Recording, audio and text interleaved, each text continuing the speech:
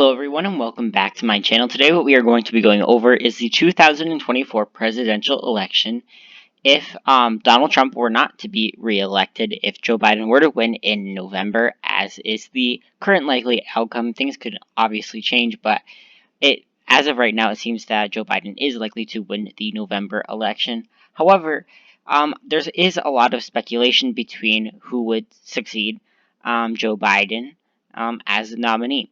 Joe Biden has stated that he may run for a second term. However, I generally don't see that as too likely, and a lot of other people, a lot of opinion analysis has stated that it is more likely than not that Kamala Harris will succeed him. He is more of a transition candidate, as he has said in his own words.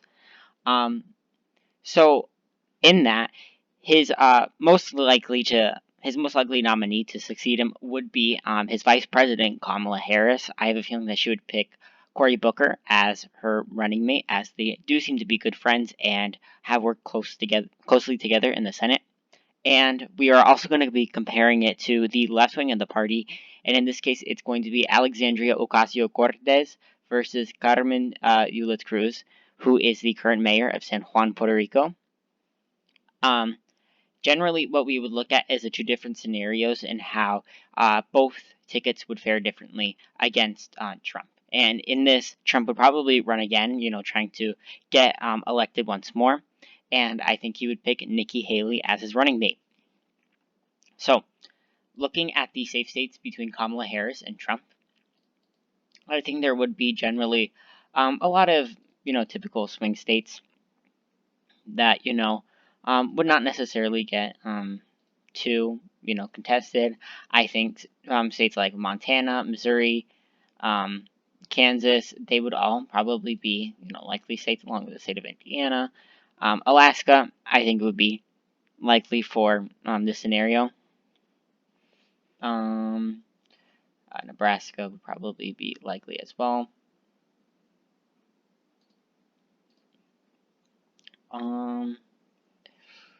The state of Utah is a little difficult to predict. I'm not sure if there would be such outpour against Donald Trump, especially with, there being a Democratic incumbent president. So I think it would be safe in this scenario. Looking at the safe states for Kamala Harris and Cory Booker, I could actually see Colorado get safe. I can, with, an incumbent Democratic president, it may not seem as likely, but it would be an open seat technically. And I think that as demographic changes have favored the Democrats, especially all across the country, it is no surprise that, it is like that. So yeah, these are all of the safe states. I'm going to put in the likely states as well for the Democrats. I think New Hampshire would be likely, Nevada would be likely, Virginia as well, and Maine at large. So now looking at the more contested states, these states are between the lean and tilt characterizations for each party. I think the state of South Carolina would be lean Republican. I think Nikki Haley, especially being on the ticket, might help them out a little bit. However, Kamala Harris and Cory Booker being a fully black ticket, I think would definitely turn out African American turnout. It has been statistically proven that with a black person on a ticket, in congressional races at least, they turn out black turnout by 5%. So, and that's just guaranteed, no matter the race. So I think that generally might replicate itself onto this electoral map. I also think that narrowly going to Donald Trump and Nikki Haley would be Maine's 2nd congressional district. I could see that going to them. I also think that Nebraska's 2nd would narrowly go to the Republicans as well. I don't see them actually winning this. The state of Texas, I can see it going for Kamala Harris, but just very narrowly. Not for Kamala Harris, for Donald Trump, but very narrowly. I generally don't see them having too much of an appeal here. The state of Iowa, again, very difficult, but I'm going to put Iowa and Ohio as the same characterization. I don't think that they would have too much of an appeal to the Rust Belt personally, but you never know. The state of Arizona, I think, would tilt for the Democrats. It's really between, a tilt Dem tilt Republican, because I don't think that either candidate would have too much appeal to the state of Arizona, but it has been trending a little bit more blue, so because of that, I'm going to put it as tilt blue.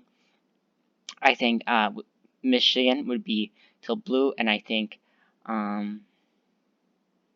Pennsylvania would be tilt blue. However, I think the state of Wisconsin would be tilt red. Actually, I think Pennsylvania would be tilt red too, because I think that if Wisconsin goes red, so is Pennsylvania. They're very similar states, despite in the fact that Pennsylvania has a larger minority population. I think the state of Florida would very narrowly go towards Vice